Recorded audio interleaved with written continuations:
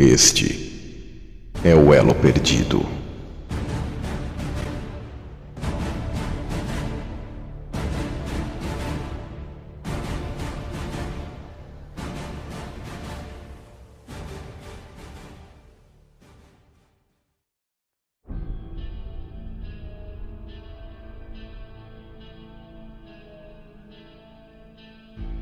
No princípio era o Verbo, e o Verbo estava com Deus, e o Verbo era Deus. Todas as coisas foram feitas por ele, e sem ele, nada do que foi feito se fez. No princípio, a terra era como uma massa sem forma, completamente submersa no meio das águas do grande abismo. As trevas têm seu espaço definido. Onde está o caminho para a morada da luz? E quanto às trevas, onde está o seu lugar? Para que as tragas aos seus limites? E para que saibas as veredas para a sua casa? O Criador, por sua palavra, fez surgir a luz. O som mais a água produzem luz, fenômeno chamado de sonoluminescência. Essa já realizava a separação de dia e noite. Antes dela não havia tarde nem manhã. Aqui surge o primeiro dia. Era essa a luz que fazia o circuito. Viu Deus que a luz era boa e fez separação entre a luz e as trevas. Deus determinou dessa forma o período do dia em 24 horas, tarde e manhã, divididas em 12 horas para a luz e 12 horas para as trevas noite.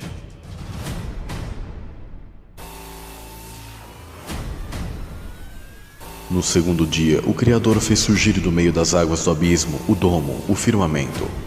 Acima da terra, tendo agora o reino físico, um formato que antes não havia, uma cúpula ou abóbada. Houve a separação de águas e águas, e fez surgir a terra seca. Deus planta seu domo sobre a terra. O Criador forma um espaço dentro do firmamento, gerando uma interação entre o domo e a luz, estabelecendo um limite para essa luz. Essa é a luz da realidade humana física. Com a luz, que é uma frequência eletromagnética, Deus faz separação do visível com o invisível através dos espectros infravermelho e ultravioleta. Era o início do nosso mundo visível, da nossa realidade material. O firmamento ou domo celeste foi criado por Deus para fazer separação entre um lado e outro, entre um mundo e outro. Depois foram colocados os luminares em cima, e embaixo apareceu a terra seca.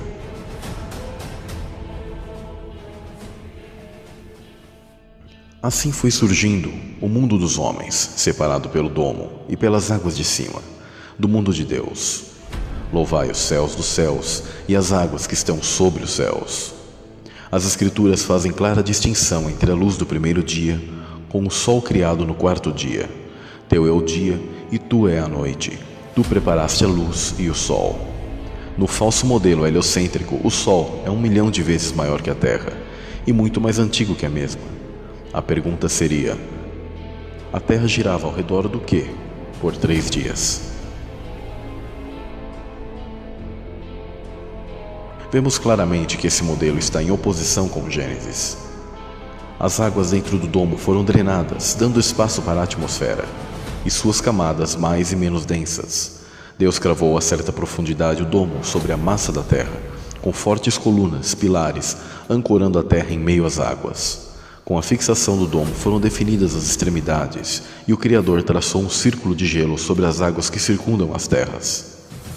As bordas foram congeladas e são os limites do alcance da luz do sol, e também o limite da terra com o domo.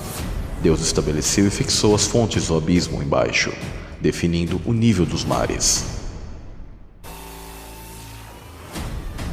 A partir do quarto dia, Deus encarregou o sol e lua para realizarem o governo e separação de dia e da noite. O reino físico foi criado de forma bidimensional, sendo um sistema eletromagnético propagado pelo éter. Dentro do campo eletromagnético, você encontra a matéria e aquilo que a pseudociência chama de vazio. Porém, esse suposto vazio não existe, porque existe o éter e os gases, além do plasma, que é 99% de toda a matéria.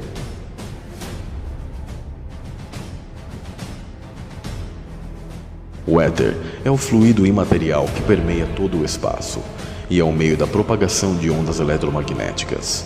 Nosso universo é elétrico. Conforme Eric Dollard disse, o Sol não é a única fonte de luz da Terra. A fotosfera gera luz.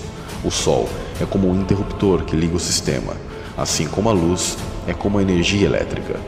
Esses astros celestes e as estrelas foram criados também como marcadores de tempos. Esses, sendo os mesmos, são referenciais de orientação sobre o plano, auxiliando a obra-prima da criação, o homem. Este é a coroa da criação. No invólucro humano foram colocados seres celestiais que estiveram em estado de dúvida, para passar por sua prova, mediante o estado de inocência. O Criador formou o homem utilizando-se dos 4 elementos: terra, água, ar e fogo. Terra mais água formou o barro.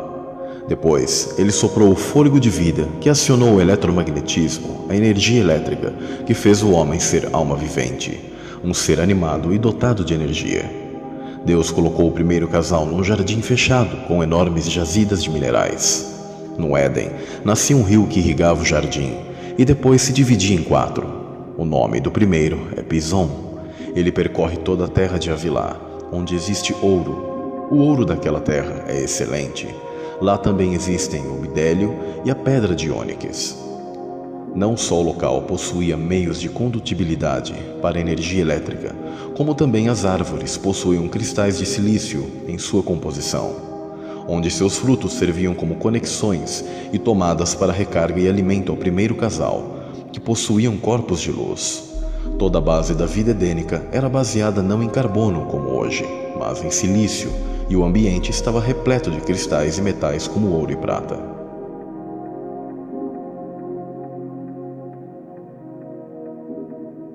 Adão foi o primeiro a se encarnar, e isso está relacionado à alta posição hierárquica dele, como um protetor, ou a palavra querubim. Ele esteve anteriormente neutro no conflito celestial onde caíram Satanás e seus anjos. Em hebraico, o nome Adão é composto pela letra Aleph, Dalet e Mem, que simbolizam o número 1, 4, 40. Ou seja, o nome de Adão é um código-fonte para toda a humanidade, remetendo ao 144 mil, que é o oposto em código-fonte ao 666, número do homem em pecado. No mundo edênico, a altura de Adão era muito diferente da altura média de um homem atual. Baseado na citação bíblica, e mediu o seu muro de 144 côvados, conforme a altura de um homem, que é a de um anjo. O côvado era a medida de comprimento que foi usada por diversas civilizações antigas. Era baseado no comprimento do antebraço, da ponta do dedo médio até o cotovelo. O côvado real dos antigos egípcios media 50 centímetros, já o dos romanos era de 45 centímetros. O apóstolo João tem uma visão inspirada por Deus de como serão os tempos finais e a volta de Cristo. E a altura da muralha da Jerusalém Celeste é descrita com 144 côvados, a mesma altura dos anjos, entendendo que um côvado for equivalente a 46,25 centímetros, para se manter em equilíbrio com o côvado egípcio e o romano, então teremos o seguinte, 66,6 metros. Sim, exatamente mais de 60 metros de altura, uma altura bem considerável. Mesmo que desconsideremos a medida de côvados que coloquei, a altura alcançada seria sempre como a de um prédio. Como os homens do passado têm sua altura original muito maior do que temos hoje, mantendo a altura de um anjo. Hoje, sabemos que Adão tinha mais de 60 metros seguindo a informação do Apocalipse, pois essa é a informação dada tanto para homens como para anjos. Os gigantes após o dilúvio tiveram sua altura diminuída pelo fato natural da Terra ter sido mudada em todos os sentidos. O campo magnético toroidal, que atua em taxas muito maiores, foi alterado, e a taxa de oxigênio e a pressão da atmosfera foi drasticamente diminuída, o que fez com que as condições atuais não favorecessem o crescimento de tudo que aqui no plano terrestre. A causa desse gigantismo antediluviano, explicada pelos cientistas, é que na época a atmosfera terrestre tinha uma porcentagem maior de oxigênio, em torno de 35%, enquanto hoje ela é de 21%. Já foi constatado indícios que poderia haver uma concentração maior ainda de 35% de oxigênio. Experimentos feitos com peixes, oxigenando muito mais a água para simular o período antediluviano, mostraram que tais peixes cresceram mais que o dobro do tamanho. Sabemos que ao longo dos tempos verificou-se que por onde passam as linhas de alta tensão, a vegetação cresce num ritmo mais acelerado, como em plantações. Pensando nisso, surgiu a ideia de montar esses projetos que têm a finalidade de converter energia elétrica em ondas eletromagnéticas pulsantes, a fim de estimular o crescimento das plantas, que cresceram mais rápido e tiveram tamanho aumentado, mostrando assim, como em João e Pé de Feijão, que a arte imita a vida, e dando total margem e possibilidade para que a vegetação antiga alcançasse alturas inimagináveis aos dias de hoje. A raça dos seres caídos sempre foi maior que a raça dos homens. No livro de Enoque podemos encontrar a incrível altura de 300 côvados dos seres gerados dos anjos caídos e as mulheres. Esses 300 côvados dão acima de 135 metros. Há algumas traduções colocada 3.000 côvados, o que seria mais de 1.380 metros, um verdadeiro titã, narrado nos mitos, sendo a mais famosa na mitologia grega. Ambas visões, mesmo a que tem gigantes com altura menor, com mais de 135 metros, ainda é algo monstruoso. Notem que após o dilúvio, um homem em média possui 1,80 de altura mais ou menos, e a raça híbrida, que também foram perdendo altura, possuíam o dobro ou acima da altura comum de um homem, como no caso de Golias, próximo a 3 metros, assim como Og, o rei de Bazã, era de 4,15 metros de altura e 1,85 metros de largura, segundo os textos hebraicos.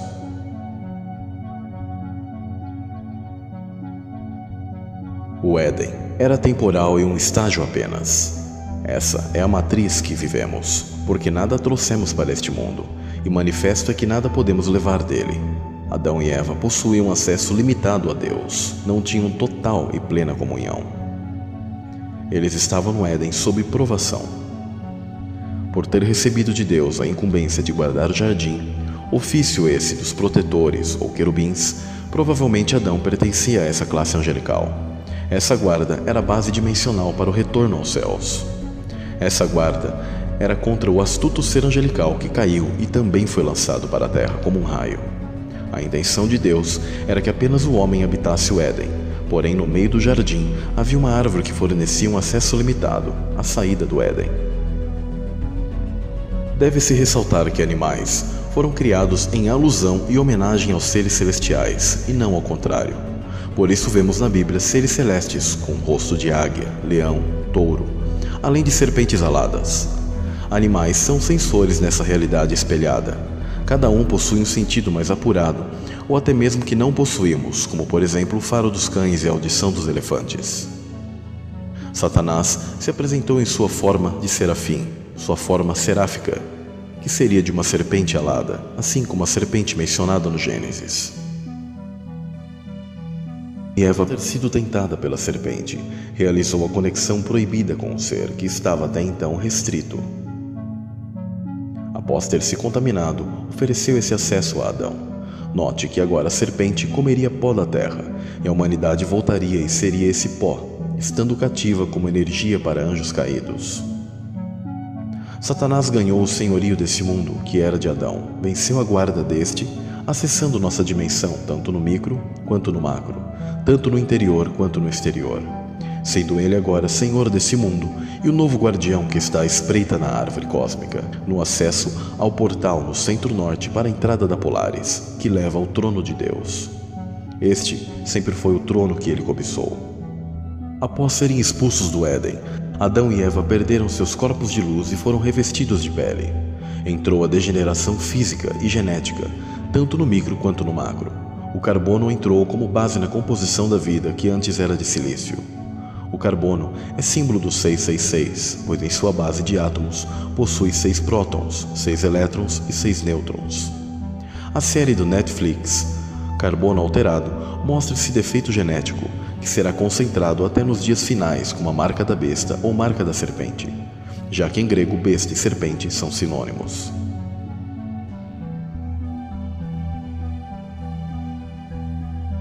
O acesso ao jardim ficou bloqueado por querubins e uma espada inflamada que anda em redor.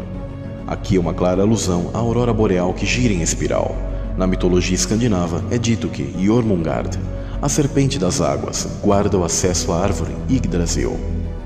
Eva saiu grávida, portanto, de duas sementes, a semente humana, herdeira da promessa do proto-evangelho de Gênesis 3,15, e a semente da serpente. A semente da mulher foi Abel, onde depois Sete herdou a continuação, pois Abel foi morto. Já Caim foi a semente da serpente, duas sementes rivais e inimigas.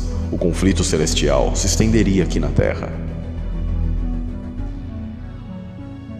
Mudanças em toda a Terra ocorreriam como efeito cascata devido ao pecado, a tal ponto de crescerem cardos e espinhos, os vírus, fungos e bactérias nocivas aos homens.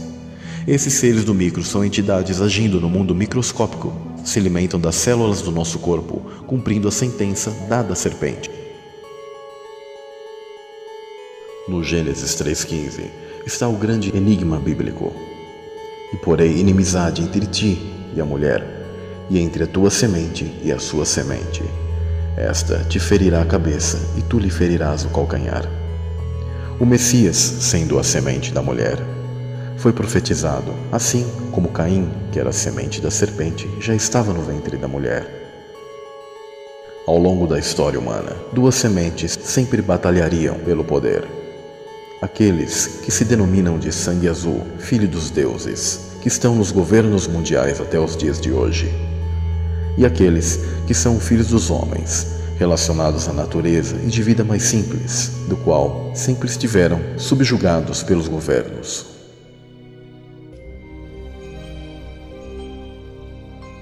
Mas como foi a guerra entre essas duas linhagens? Como foi o surgimento e a construção do mundo antediluviano? E o que realmente aconteceu na chamada Era de Atlântida? Como o homem enfrentou o meio e os inimigos?